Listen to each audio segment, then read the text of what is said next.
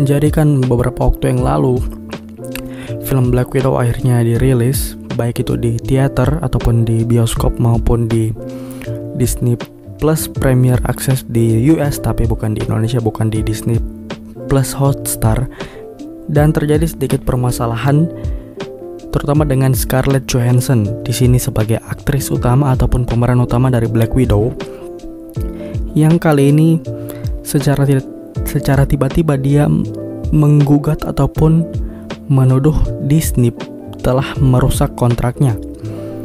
Itu karena Black Widow diputar di layanan Disney Plus Premier Access yang bersamaan dengan pemutaran di bioskop, di mana layanan premium Disney Plus ini tidak tertulis di kontraknya dan bahkan bisa memberikan keuntungan besar, bahkan mungkin sebagian besar dari keuntungan Black Widow. Jadi si Scarlett Johansson di sini merasa rugi atas hal itu karena pastinya tidak tertera di kontraknya. Namun di sini juga Disney juga punya alasan dengan menaruh ke Premier Access dari Disney Plus karena pastinya kita tahu dengan kondisi COVID-19 yang dimana bioskop jarang buka di seluruh dunia, di sekitaran Amerika bahkan jarang bioskop yang buka, dan juga soal preferensi ataupun keamanan yang beberapa orang memilih untuk tidak ke bioskop dan memilih untuk lebih stay di rumah dan nonton Disney Plus Premier walaupun itu membayar lebih.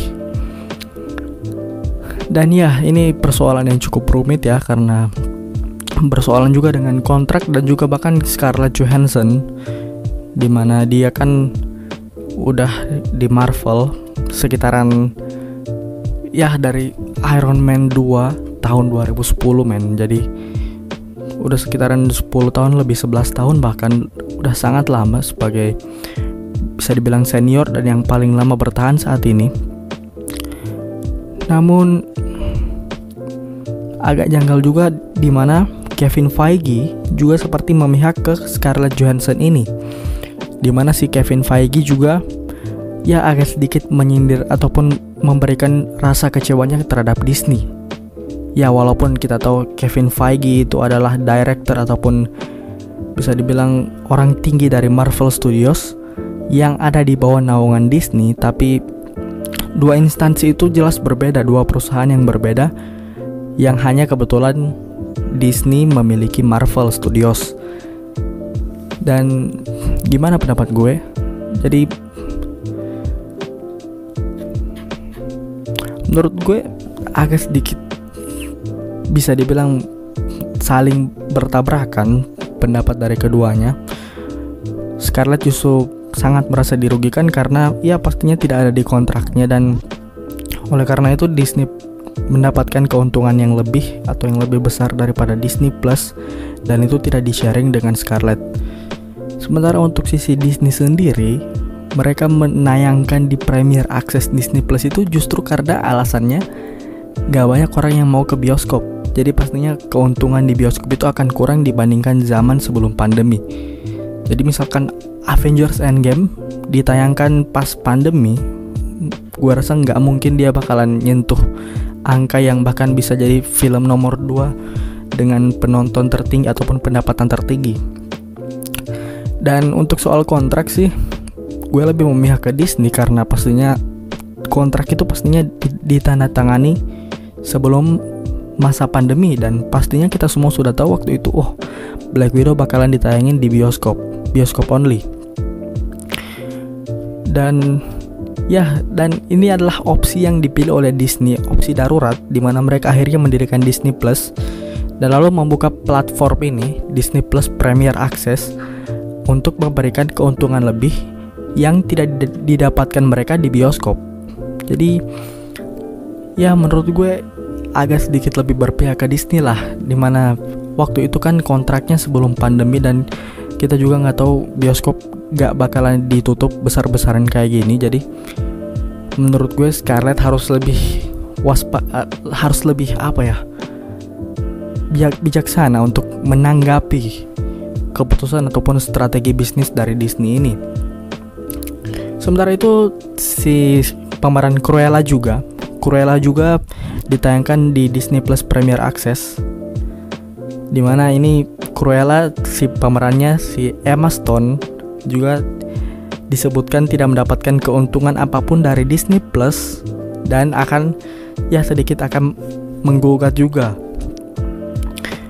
Ya ini menurut gue mereka semua ini, kalau untuk Black Widow obviously ya ditandatangani kontraknya itu sebelum pandemi, jadi kita belum tahu ada situasi yang kayak gini, jadi gak pantas juga kan menyalahkan Disney dengan opsi ataupun keputusan yang mereka berikan secara darurat kayak gini. Namun untuk Cruella bisa jadi kasus yang berbeda kalau kontraknya itu dibuat sebelum ataupun bukan sebelum, kontraknya itu ditandatangani pas lagi pandemi. Bisa jadi misalnya Disney sudah tahu akan menayangkan di Premier Access, namun mereka tidak memberikan kontrak yang disertai dengan keterangan dirilis di bioskop dan juga Premier Access Disney Plus kepada si Emma Stone. Tapi sih kayaknya kalau filmnya rilis di tahun 2020 kemarin ya, 2021 kan, kayaknya sih memang dibuatnya udah dari 2019 pre-production, jadi udah dari reading segala macam. Jadi itu sebelum pandemi, jadi case-nya mungkin nggak terlalu berbeda dengan milik Scarlett. Dan ini ada tanggapan dari Drax, si Dave Bautista yang jadi pemeran Drax di film Guardians of the Galaxy. Dia agak sedikit mengutip tweet yang diberikan dari berita yang soal Scarlett Johansson, dimana dia agak sedikit melucu ya. Dia agak sedikit bercanda dengan bilang kalau seharusnya mereka buat film Drax dan bukan film Black Widow, dimana si Dave Bautista ini bisa dibilang merasa tidak keberatan jika Disney itu merilis di Disney Plus Premier Access tanpa sepengetahuan ataupun tanpa pengetahuan dirinya di kontrak itu. Jadi ya ini agak sedikit dilema untuk Disney pastinya, karena mereka pastinya sebagai brand ingin memberikan strategi bisnis yang menguntungkan, dan juga bioskop pastinya tidak akan meraih penghasilan maksimal yang seperti dikabarkan ataupun diperkirakan sebelum pandemi. Jadi karena itu mereka memilih opsi alternatif dengan merilis di Disney Plus. Jadi bisa dibilang Disney Plus ini seperti bioskop keuntungannya. Jadi menurut gue sih Miss Johansson gak perlu menuntut sampai sejauh itu, karena juga filmnya pastinya terbantu dengan Disney Plus Premier Access, bisa mendapatkan keuntungan balik modal dan bahkan bisa mendapatkan keuntungan yang cukup berlipat ganda.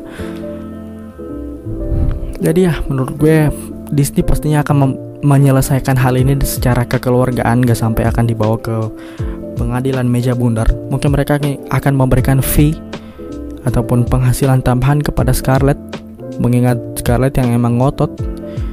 Dan kalaupun Scarlett mau mengerti ya it's okay lah, berarti syukurlah hal ini tidak berbuntut panjang dan ini menjadi pelajaran. Gue juga gak tahu soal yang aktor-aktor lain yang bermain untuk Disney Plus, tapi kayaknya memang mereka sudah disodorkan kontrak ya. Itu mungkin case yang berbeda. Tapi gue juga nggak tahu soal aktor-aktor yang misalnya si Doctor Strange, kan filmnya itu dibuat sebelum pandemi pastinya. Bahkan Spider-Man gue juga nggak tahu sih.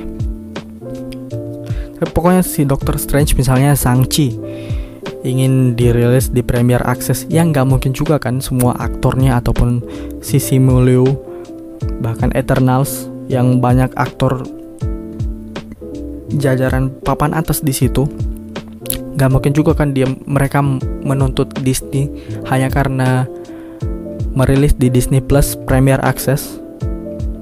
Maksudnya Disney Plus Premier Access ini kan induk ataupun platform yang dibuat oleh Disney sendiri. Itu wajar justru mereka dirikan sebagai opsi alternatif.